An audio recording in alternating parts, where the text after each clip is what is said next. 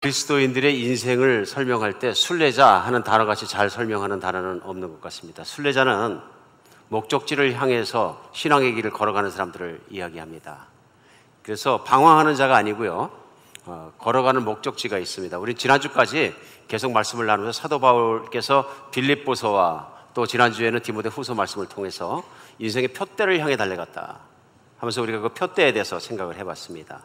또 푯대가 또렷하다는 것이 얼마나 복스럽고 좋은 것인지, 또 푯대가 없다는 것이 얼마나 인생을 허무하게 만드는 것인지 우리 생각을 해봤습니다.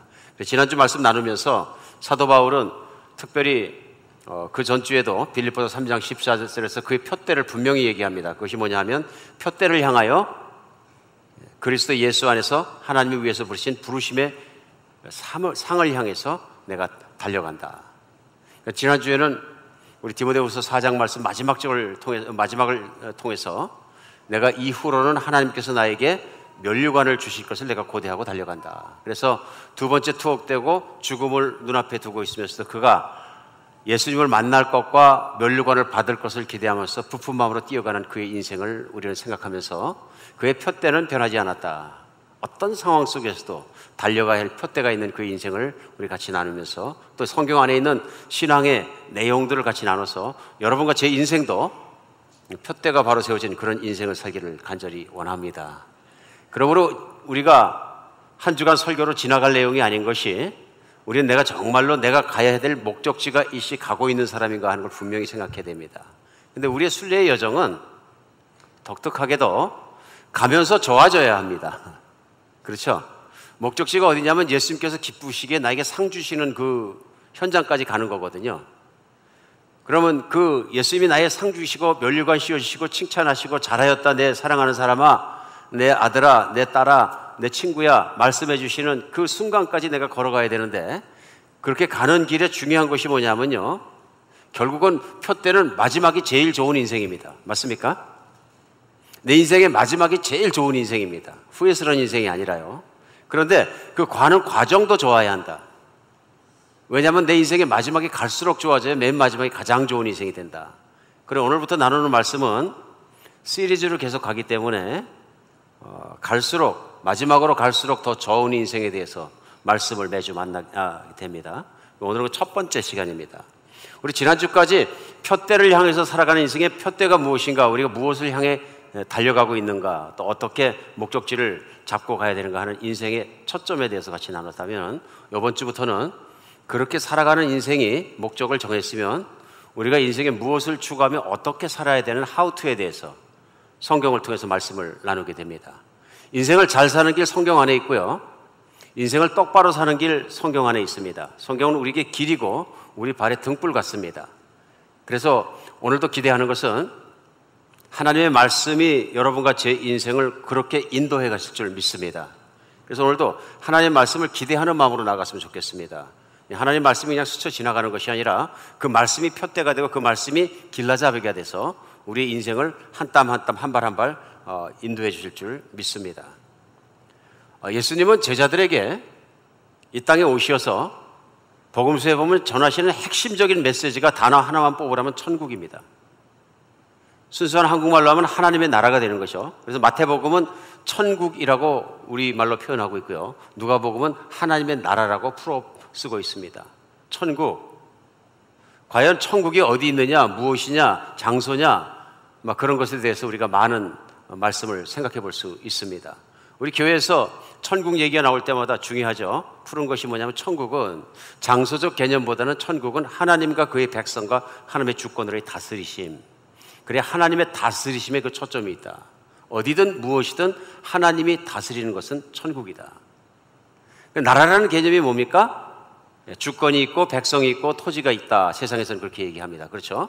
나라에 세 가지 분명한 요소가 있다. 근데 하나님의 나라에서는 하나님이 계시고 하나님의 백성이 있고 하나님의 다스림이 있습니다. 이것을 예수님의 천국이라고 표현하셨습니다. 그러므로 우리가 성경에 나오는 천국을 잘못 이해하면 그때부터 우리는 잘못된 길을 갈 수 있습니다. 말씀을 잘못 해석하는 거죠. 천국은 죽어서 천당, 하늘에 있는 것이라고만 제안을 하게 되면 어떻게 되냐면, 이 땅에서 그냥 살다가 예수만 믿었으니까 들어갈 때 예수 믿는다는 티켓 하나 보여주고 거기 들어가면 그것이 천당이다. 그러면 성경을 반도 이해 못하신 겁니다. 어쩌면 오해하신 겁니다. 예수님이 전하신 천국은 그런 곳이 아닙니다. 물론 우리가 푯대로 삼고 있는 예수님을 육신에 죽어서 부활한 몸을 다시 받고 예수님 얼굴과 얼굴을 보고 새하늘과 새 땅을 볼 때는 거기에 있는 것입니다.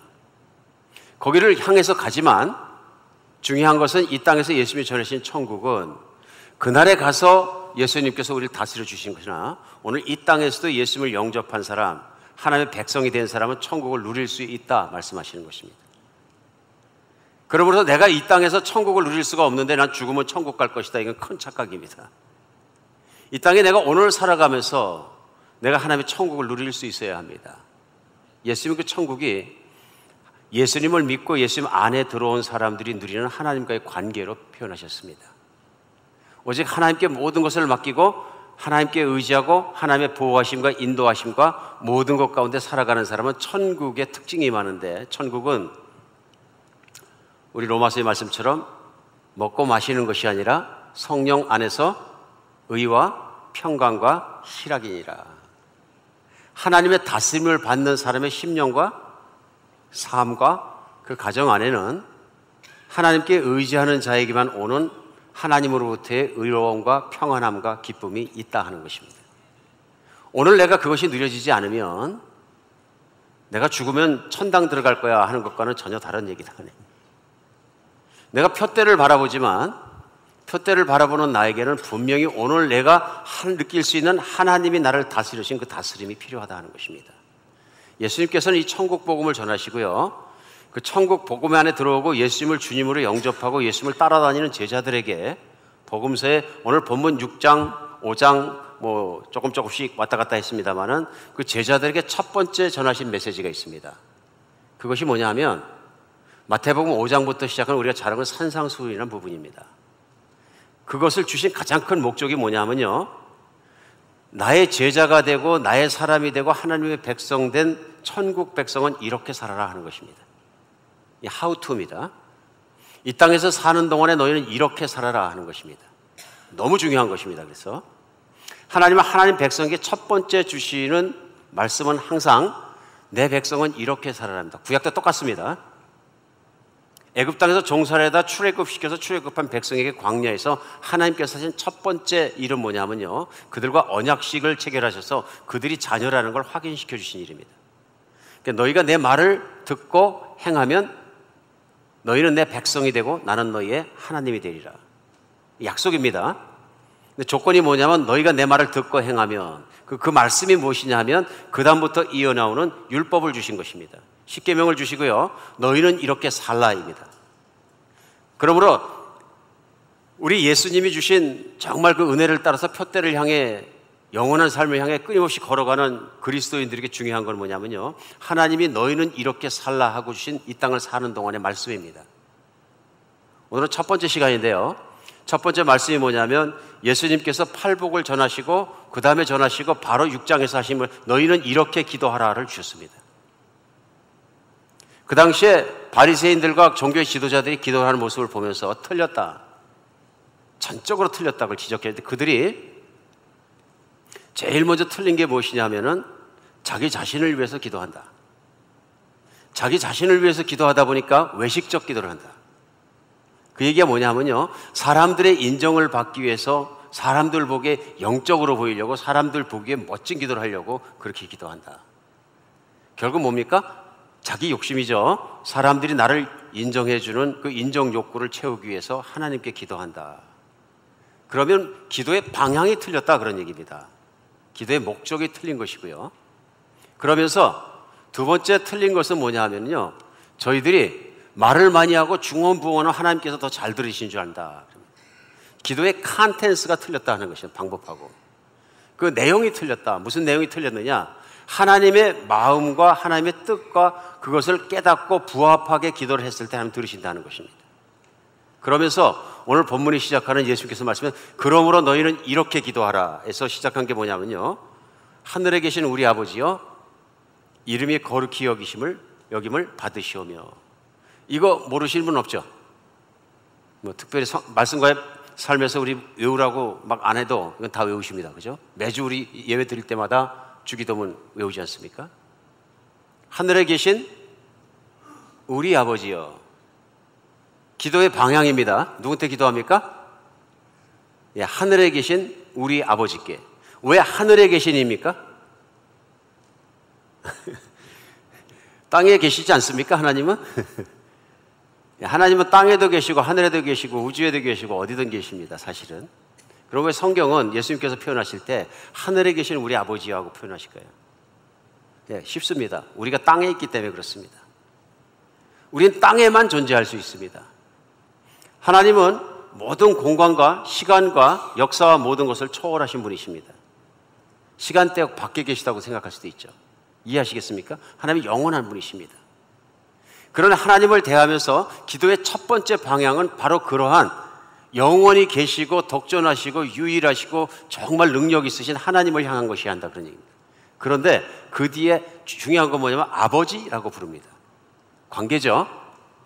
기도는 내가 하나님의 백성이 되었다는, 자녀가 되었다는 증거입니다. 하나님을 아버지하고 부를 수 있다는 것이요. 예수님을 통해서만 가능한 거죠. 근데 예수님은 특별히 하나님 부를 때 아빠, 아버지라고 부르셨습니다. 격의가 없다는 얘기입니다. 간격이 없다는 얘기입니다. 신앙생활의 가장 큰 복은 뭐냐면요, 하나님을 아무 거리낌 없이 아버지라고 부를 수 있는 것입니다. 예수님으로 말미암아 가능해졌습니다. 그래서 예수님 안에 있는 사람, 예수님을 믿는 사람, 예수님을 따르는 사람은 예수님이 그러하셨던 것처럼 이제 모든 죄가 없어졌기 때문에 자녀가 되고 하나님을 부를 때 아버지라고 부를 수 있다. 그래서 기도의 방향의 가장 중요한 것은 뭐냐면요, 하나님을 향한 것이라 하고 하나님 아버지를 부르는 것이어야 한다. 그 다음에 그 기도의 내용이 뭐냐면 오늘 첫 번째 따라 나온 것이요, 아버지의 이름이 거룩히 여김을 받으시오.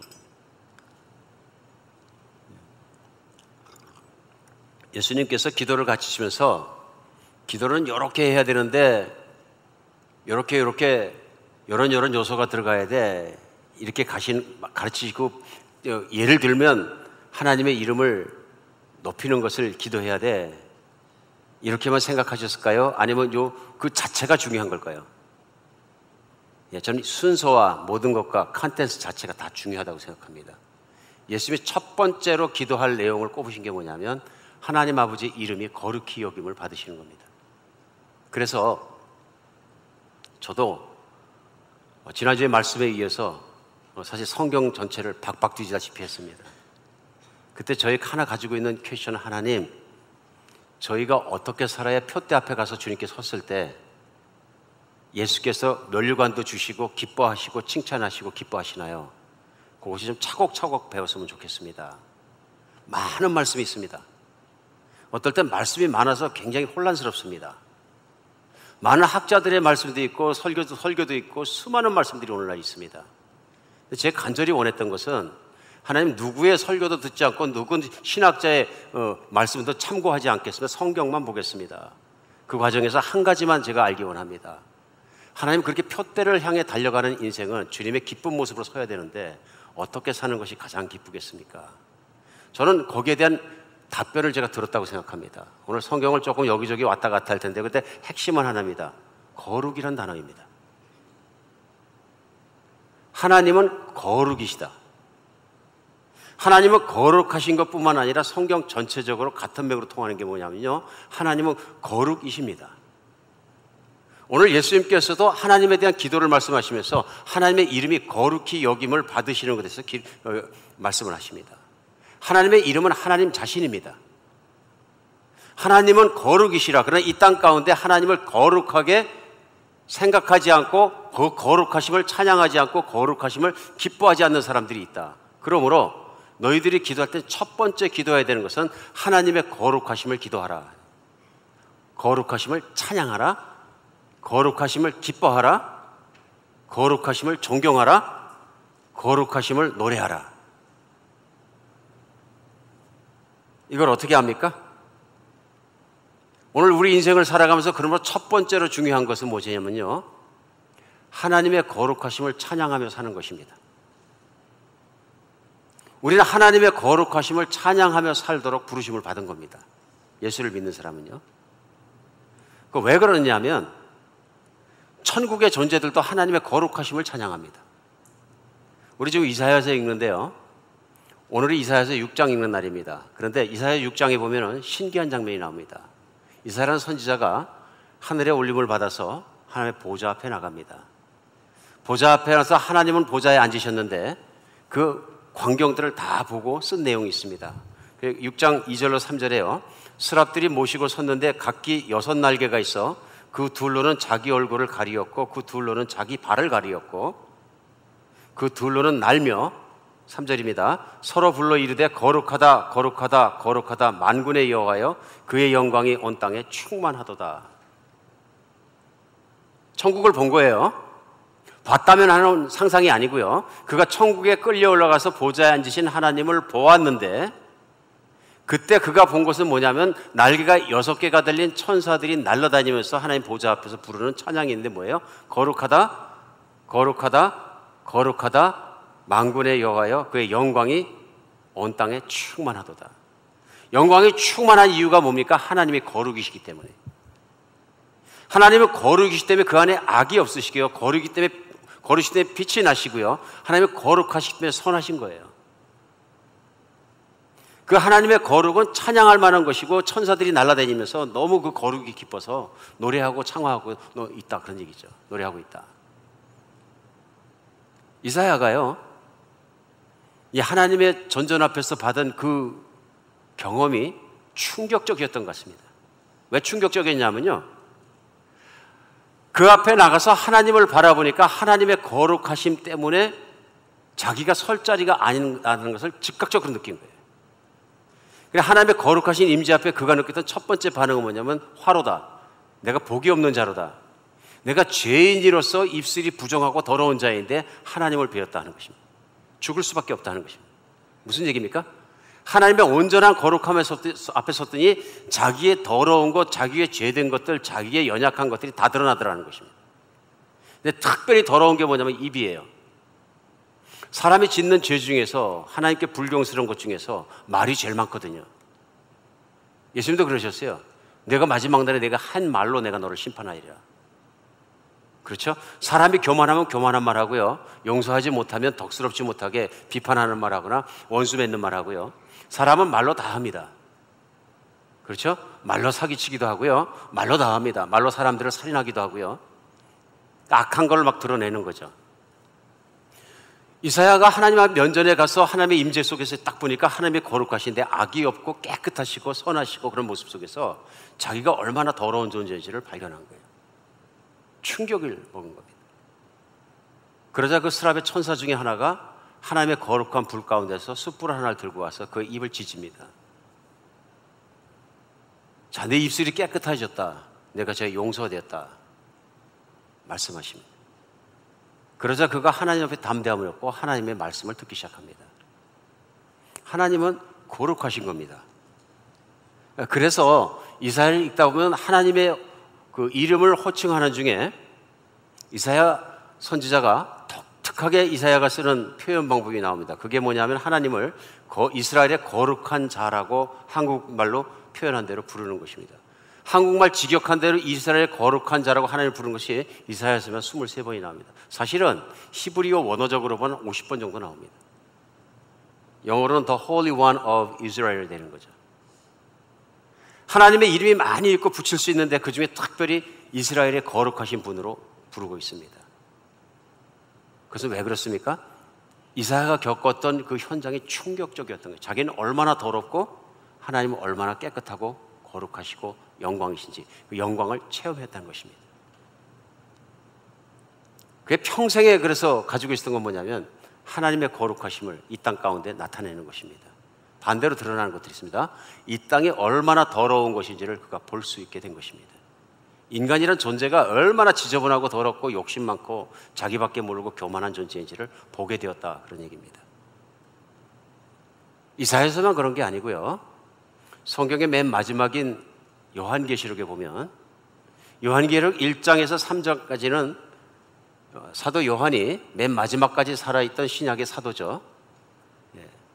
그 반모섬에서 귀향을 가서 있다가 하나님께서 그를 들림받아서 올려가서 예수 그리스도의 보좌 앞으로 나갑니다. 그 보좌 앞에 가서 예수님의 영광 앞에서 팍 엎드러졌는데요.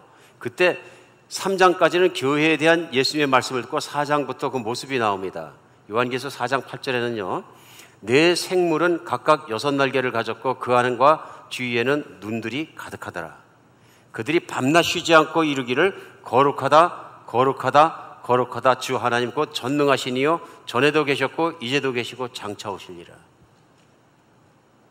이사야에서 이사야가 봤던 모습과 똑같습니다. 6날개 달린 스랍의 천사들이 날아다니면서 거룩하다 거룩하다 거룩하다 거룩하다 찬양하는 것입니다. 하나님은 거룩이십니다. 그래서 중요한 게 뭐냐면요, 하나님은 그 백성들이 거룩하게 살도록 말씀을 주십니다.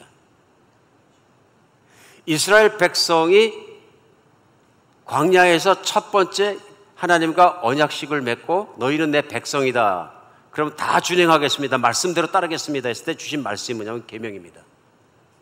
율법과 규례를 주신 거죠. 그 율법과 규례가 뭐냐면 너희는 이렇게 살아랍니다. 근데 레위기에 읽다 보면은 그 율법과 규례와 제사를 주시면 그 목적을 뭐냐면 내가 거룩한 것처럼 너희도 거룩하라. 말씀을 주신 가장 지고의 중요한 목적이 뭐냐면요, 이 땅에서 욕심 속에 타락해서 더러워지고 욕심스러워지고 교만해지고 모든 악에 물들어 있는 자녀를 거룩하게 만드시는 것이 하나님의 목적이에요. 우리를 구원하신 하나님의 가장 큰 목적은 더럽고 교만하고 악한 인간이 가장 거룩한 하나님의 자녀다운 모습으로 변하는 데 있는 것입니다. 그러므로 하나님은 우리가 이 땅에 사는 동안에 말씀을 주신 거예요. 그래서 사람이 이 땅 사는 동안에 그 말씀을 따라 살게 되면은 하루하루를 살아가면서 맨 마지막에 예수님 앞에 섰을 때 가장 거룩한 모습으로 설 수 있는 것만큼 거룩의 모습으로 변해가는 것입니다. 하나님은 그의 자녀를 거룩하게 바꾸시기 위해서 말씀과 이 땅에 있는 모든 환경을 다 사용하실 것입니다. 그래 하나님의 지고의 목적은 그 자녀가 거룩해지는 것이 있습니다. 누구처럼요? 마지막엔 예수 그리스도처럼 거룩해지는 데 있습니다. 우리가 이걸 잘못 생각하면 천국도 하나님의 구원의 목적도 길도 잘못 생각하기 때문에 신앙생활 엉뚱하게 하게 됩니다. 정말 엉뚱하게 하게 됩니다. 교회도 정말 우스꽝스럽게 교회할 수도 있습니다. 왜요? 하나님의 뜻과 그 마음을 말씀 통해서 알아야지 이런 교회가 좋은 교회입니다 얘기할 수 있는데, 이제는 우리가 알 수 있죠? 하나님의 첫 번째 관심이고 최종적 관심도 거룩입니다. 성도를 향한 희망도 거룩이고요. 근데 만약에 교회의 첫 번째 목적이 거룩이 아니라면 교회는 헛된 길을 가고 있는 것입니다. 교회가 하는 모든 일은 하나님의 거룩하심을 드러낼 것과 관계에 있어야 돼요. 그러니까 교회가 다른 건 없어도 뭐가 드러나요? 교회의 성성과 거룩함이 드러나야 합니다. 굉장히 중요한 것입니다. 우리는 교회가 어떤 교회가 좋은 교회는 많이 착각합니다. 여러 가지를 눈에 보이는 것으로, 프로그램으로 돌아가는 모양으로, 심지어는 세속적으로 판단할 때도 있습니다. 교회의 성성과 거룩함이 사라지고 나면은 그것이 세상과 다른 것이거든요. 교회는 존재의 그 의미 자체가 없어진 것입니다. 왜냐하면 하나님이 받으실 수가 없기 때문에 그렇습니다. 이스라엘 백성이 비참하게 실패했습니다. 그 비참하게 실패한 가장 중요한 요인이 뭐냐면 하나님의 거룩하심을 찬양하지도, 하나님의 거룩하심을 바로 예배하지도, 하나님의 거룩하심을 드러내지도 못한 거예요. 구약 성경의 맨 끝이 어디입니까? 예, 말라기입니다. 그래서 저도 말라기를 찾아봤습니다. 그런데 말라기 1장에는 그들이 실패한 내용이 그대로 나옵니다. 말라기 1장 6절에요. 내 이름을 멸시하는 제사장들아, 나 만군의 여호와가 너에게 이르기를 아들은 그 아버지를, 종은 그 주인을 공경하나니 내가 아버지일진데 나를 공경함이 어디 있느냐, 내가 주인일진데 나를 두려워함이 어디 있느냐 하나 너희는 이르기를 우리가 어떻게 주의 이름을 멸시하였나이까 하는도다. 하나님께서 말라기 선지자를 통해서 너희가 내 이름을 멸시했다, 내 이름을 모욕했다, 내 이름을 더럽게 했다, 이렇게 말씀하시는 거예요. 그랬더니 이스라엘 백성이 우리가 언제 하나님 이름을 더럽게 했습니까? 이런 얘기입니다.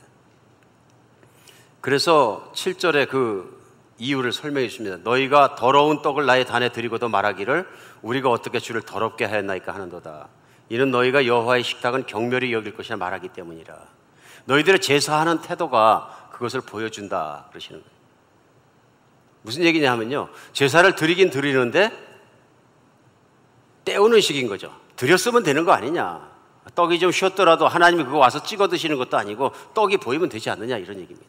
이 제사장들 보고 하는 말씀이죠. 소위 신앙이 좋다는 리더들이 한 내용이 그것입니다. 오늘날 우리 식으로 생각하면 뭐예요? 매너리즘으로 습관적으로 예배드렸다, 이런 얘기입니다. 이것이 하나님의 이름을 거룩함을 경멸한 것입니다. 하나님은 그 거룩하심은 그런 대접을 받아서는 안 된다, 그런 얘기입니다. 더러운 마음으로 예배를 드렸다 하는 것입니다. 더러운 마음으로. 그러면서 따라 나온 내용들이 뭐냐면 너희들의 11조를 드리지 않은 것도 그래서 그렇다. 재물은 엄청나게 귀중하게 생각하는데 하나님의 이름은 아무렇게나 생각한다. 예수님이 오셨을 때 마찬가지예요. 예수님이 오셨을 당시에 그 성에서 제사를 드리는 장면을 보면서 예수님께서 보셔서 성전을 청소하셨어요. 제사장들이 편의주의로 돈벌이를 했어요. 오늘 현대 미국이 편의주의와 뭐 그런 실질주의가 굉장히 실리주의가 중요한 것이죠. 무슨 얘기냐면 제사 드린다고 동물을 잡아서 먼 데서부터 몇 주일씩 끌고서 여기까지 올게 모이냐. 와서 제사 드리는 자들은 성전에서 사서 드려라. 돈을 드리는 것과 똑같은 것이라는 얘기죠. 그래서 그 이후로는 성전에 있는 제사장들과 모든 리더들이 그걸 가지고 성전에서 장사를 한 거죠.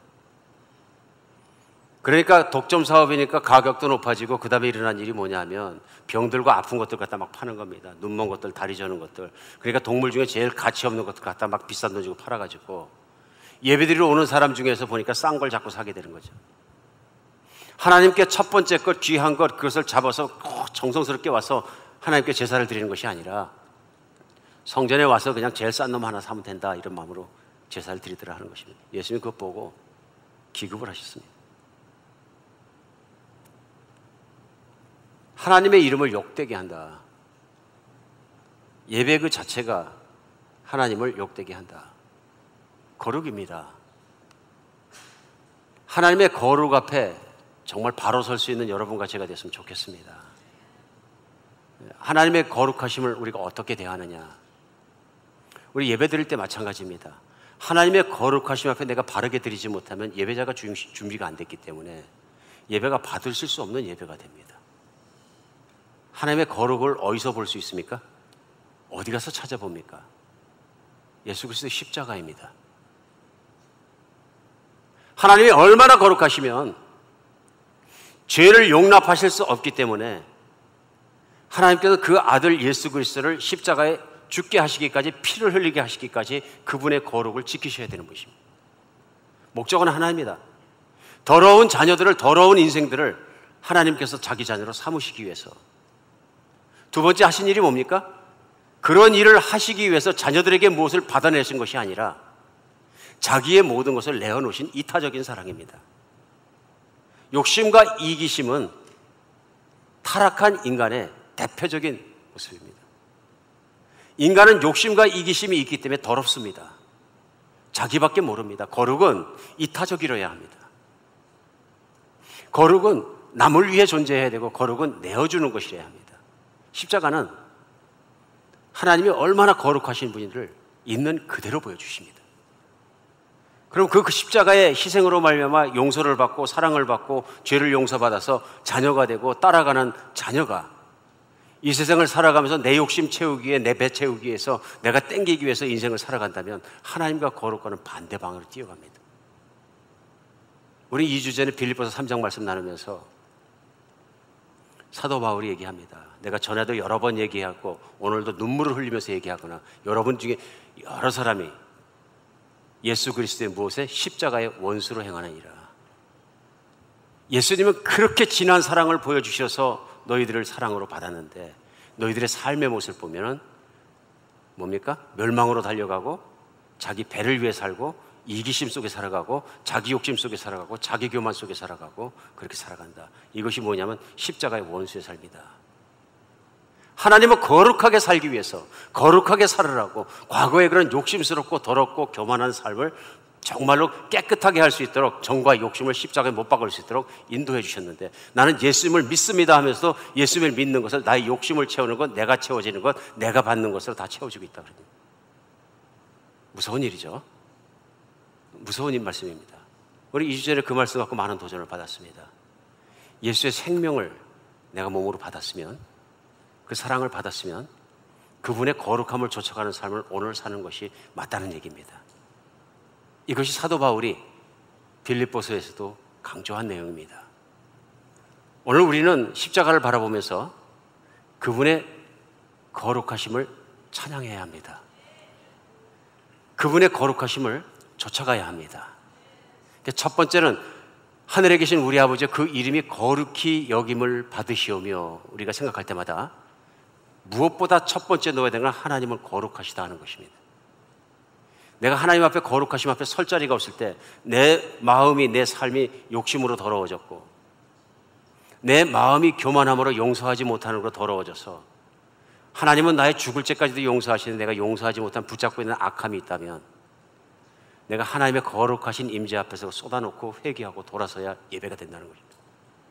하나님의 거룩을 찬양할 수 있다는 것입니다. 진정한 예배는 나 자신의 모습을 바라보고 그 하나님의 거룩 앞에서 내가 반응할 때 그것이 신령과 진정의 예배가 된다 하는 것입니다. 가슴이 찢어지도록만 노래한다고 되는 것이 아니라 하나님의 거룩하심을 믿을 수 있고 바라볼 수 있고 느낄 수 있어야 할 수 있다. 우리는 예수 그리스도의 십자가를 바라보아야 합니다. 끊임없이 바라보아야 합니다. 그리고 하나님의 거룩하심을 그를 통해서 찬양하며 바라보고 찬양해야 합니다. 오늘 두 번째, 우리가 이 땅 사는 동안에 마지막에 표태에서 칭찬받는 삶에서 특별히 하나님의 거룩하심을 따라가는 삶의 중요한 건 뭐냐면 우리의 삶이 거룩한 삶을 살아야 합니다. 그럼 오늘 본문 봉독해 읽으신 말씀 중에서 산상수훈 첫 번째 시작하고 첫 번째 하신 말씀 뭐냐면 이런 사람들이 천국에 가느니라 하는 천국 가는 백성들의 특징을 설명해 주셨습니다. 이런 사람들이 하나님의 백성이니라. 그러면서 첫 번째 우리가 아는 팔복이 뭡니까? 심령이 가난한 자는 복이 있나니 천국이 저희 것이요. 천국에 들어갈 수 있는 사람은 어떤 사람이면 심령이 가난하지 않으면 못 들어간다. 반대는요, 심령이 부자는 못 들어간다 그런 얘기입니다. 사실 그런 것 같습니다. 이 말씀이 굉장히 어렵지만 또 추상적으로 풀어놓은 말씀을 저도 많이 읽었고 주석도 보았습니다. 타당성이 없는 이야기도 많은 것 같습니다. 저는 이렇게 생각합니다.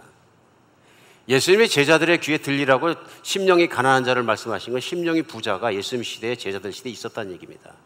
대표적으로 심령이 부자인 사람들이 누구냐면 나중에 따라 나오는 모든 예수님의 설명을 종합해 볼 때 제사장과 율법 선생들과 바리새인들과 당시의 종교 지도자들입니다.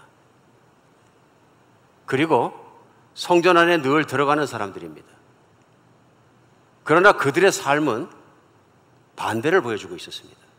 거룩함을 보여주지 못하고 있었습니다. 말씀을 따라 살고 있는 것을 보여주지 못했습니다. 그런데 반대의 사람들이 있었습니다. 성전에 들어갈 수 없는 사람들이 있었습니다. 한센병 환자는 들어가면 돌 맞으니까 못 들어가고요. 세리들은 내놓고 죄인이기 때문에 못 들어가고요. 창기들은 누가 창기고 어떻게 사는지 알기 때문에 돌 맞기 전에 못 들어갔습니다. 도둑들은 못 들어갔고요. 더러운 직업 가진 사람들 못 들어갔고요. 경멸받는 사람들, 깨끗하지 않고 언클린이라고 생각했던 사람들 못 들어갔습니다. 이들이 하나님을 만날 수 있는 유일한 길은 성벽 근처에 가서 하나님을 향해 우는 것입니다. 하나님, 나 같은 인생도 혹시 살 길이 있나요? 저는 이것이 마음이 가난한 자라고 믿습니다. 그런 자들마다 천국에 들어간다는 말씀은 그렇게 간절히 하나님의 다스려 주심을, 하나님의 긍휼하심을, 하나님의 자비로우심을 간구하고 쳐다보기 때문에 하나님이 그들을 받아주시면 하나님이 그들을 통치하실 수 있다는 거예요. 마음이 부자가 되면 나는 당연히 이스라엘 사람의 구원을 받았고 땡땡해지면 하나님이 통치하실 수가 없다는 얘기입니다.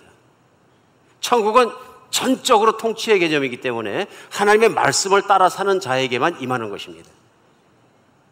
근데 내가 자기 의로 교만으로 빵빵한데 무슨 하나님 말씀에 따라서 무릎 꿇고 살아가고 맨날 그렇게 하겠습니까? 심령이 가난한 자는 그런 뜻이에요. 따라오는 말씀도 전부 그런 내용입니다. 그럼 진짜 하나님의 말씀으로 통치를 받고 인도하심을 받고 순종하고 살아가는 천국의 백성은 어떻게 사느냐? 그 팔복이라는 그 내용이 끝나자마자 천국에 들어가는 사람들의 모습 끝나자마자 너희는 이렇게 살아. 첫 번째 말씀이 뭐냐면 오늘 읽어주신 마태복음 5장 13절로 16절 말씀입니다. 너희는 세상의 소금이니 소금이 만일 그 맛을 잃으면 무엇으로 짜게 하리요? 후에는 아무 쓸모없어 다만 밖에 버려서 사람에게 밟힐 뿐이니라. 소금같이 살아라. 물론 비유죠. 왜 소금일까요? 소금은 썩는 것을 방지하는 것입니다. 저는 잘합니다. 충청북도 산골 출신이기 때문에 어릴 때 먹은 생선은 한 가지밖에 없어요. 아시죠? 자반. 자반사에서 하고 오면 고등어 자반 사서 먹는 겁니다.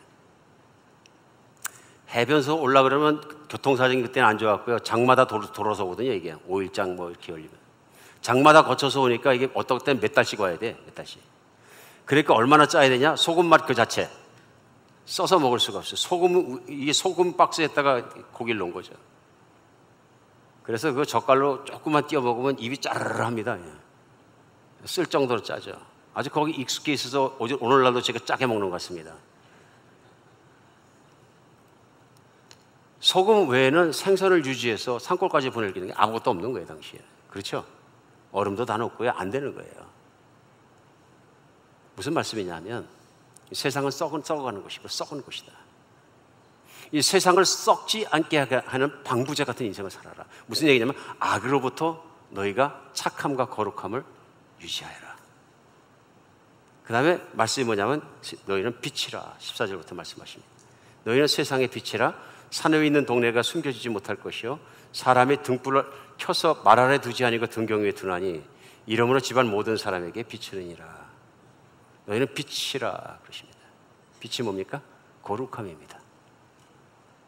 빛은 영광입니다. 오늘 거룩하다 이사야서에도 말씀하기에 하나님의 영광이 온 땅에 충만하시도다. 거룩이 그건 영광입니다. 오늘 그러면서 16절에서 예수님이 그것을 풀어서 말씀해 주세요. 이같이 너희 빛이 사람 앞에 비치게 하여 그들로 너의 착한 행실을 보고 하나님에 계신 너희 아버지께 영광을 돌. 여기서 착하다 나오잖아요. 빛이 뭐냐? 착한 행실로 풀으셨는데요. 빛의 결과가 착한 행실입니다.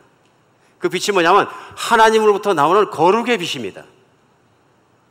사심이 없고 악함이 없고 이타적인 사랑, 선함, 이 모든 자비로움이 하나님부터 비치는 거룩의 빛이 내게 비춰져서 거룩에 동참하게 되고 거룩하심을 받았기 때문에 그 사람이 세상에서 하는 일이 뭐냐면요, 착한 일을 한다는 것입니다.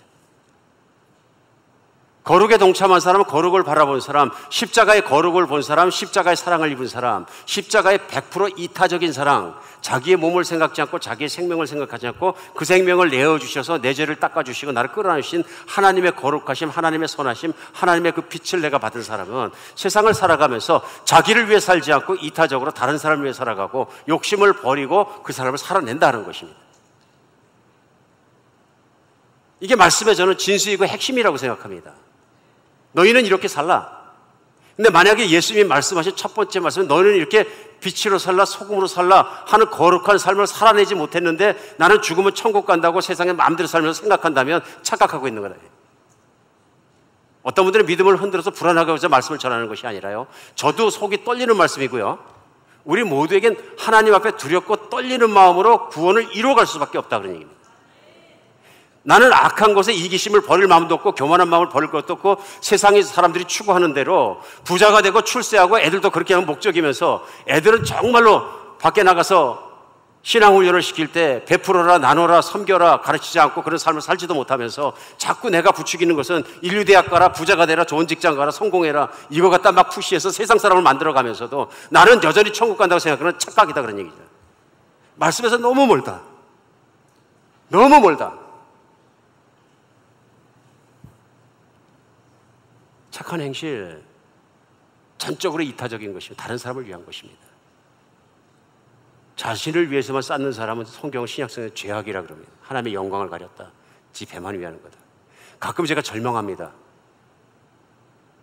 그리스도의 모임에 갔는데 뭐 하나님의 도움으로 기도하니까 사업이 성공해서 이만큼 해서 돈을 이만큼 벌어서 이만큼 부자가 됐습니다. 거기서 끝나요. 박수 할렐루야 그러는데 저 굉장히 마음이 힘듭니다.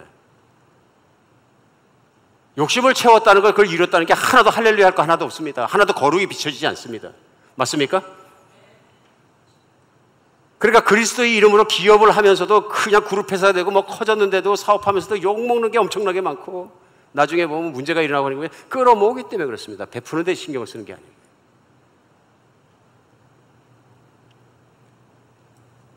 제가 지난주에 한국 뉴스를 보다 보니까 한국 방송사에서 놀랐던 것 같아요. 아마존을 경영하는 오나 경영인 창업자 제프 베이조스가 가지고 있는 재산 때문에 그렇습니다. 얼마나 많으냐면요, 돈 버는 게요. 1510억 달러가 넘으니까 세계에서 55위로 부자 나라 쿠웨이트 전체 국민 총 생산량하고 비교했는데 베이조스의 재산이 쿠웨이트 전체 국민 총 1년 생산량보다 더 많습니다. 더 놀라운 건 뭐냐면 최근 6개월 동안 그의 재산이 무려 520억 달러가 늘어났습니다. 기하급수적으로 늘어납니다. 돈이 돈을 굴리면서 막 불어나는 거죠. 한국에서 온 지 얼마 안 되시면 그의 재산이 6개월 동안 58조가 불어났어요.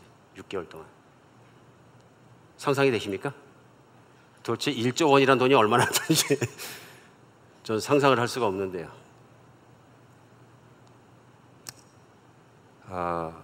이대로 계속 세계가 가면 2030년이 되면 통계에 의하면 전 세계 자산의 64%가 1% 미만의 사람들에게 돌아갑니다. 쉽게 생각하면 10개 가운데 6개 반을 단 한 명이 차지하고요. 99명에겐 나머지 3개 반 돌아간다는 얘기입니다. 구호단체에 계시는 분이 세계구호단체에서 그걸 얘기했는데요. 작년에 한 해 창출된 전 세계 부국 가운데서 82%를 1%의 사람들이 가져갔다. 저는 뭐 사회주의, 공산주의, 민주주의, 자본주의 이런 거 얘기하고 싶지 않습니다. 저는 하나님 말씀 전하는 사람입니다. 하위 50%는 세계 37억 명인데요. 1%와 비교해 봤을 때 거의 소득이 없다. 거의 없다. 여러분과 제가 살고 있는 이 세상은 인류가 존재한 이래 가장 이기적인 시대를 살고 있습니다.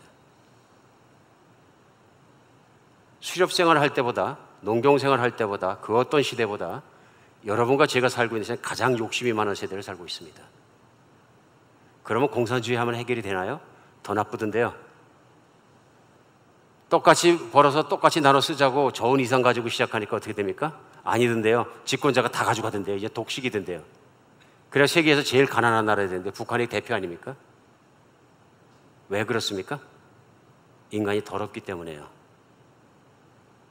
인간이 타락했기 때문에 아무리 좋은 제도를 생각해내도 소용이 없습니다.